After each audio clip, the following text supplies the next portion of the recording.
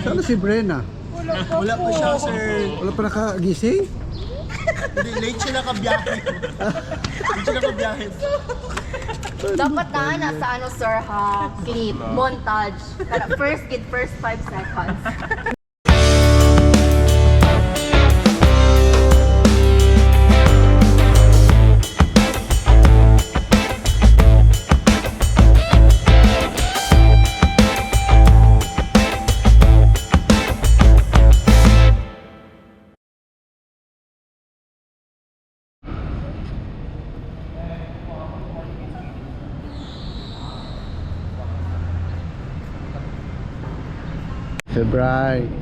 February 24, nandito kami sa South Cotabato Gym para sa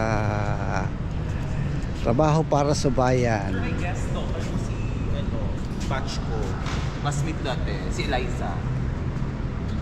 Ano ang pangalan mo? Junel po, sir. Oh, ito na.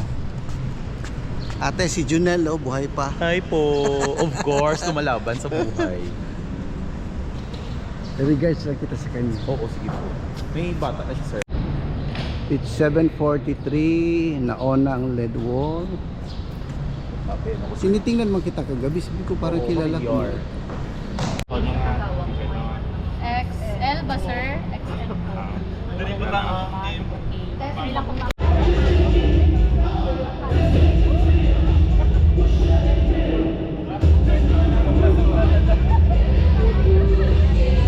Presence already know of our Undersecretary for DepDev. We have Mr. Carlos Bernardo O. Abad Santos.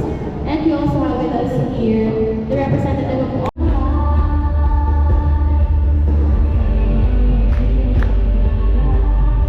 General Secretary and Ramon Magsaysay Memorial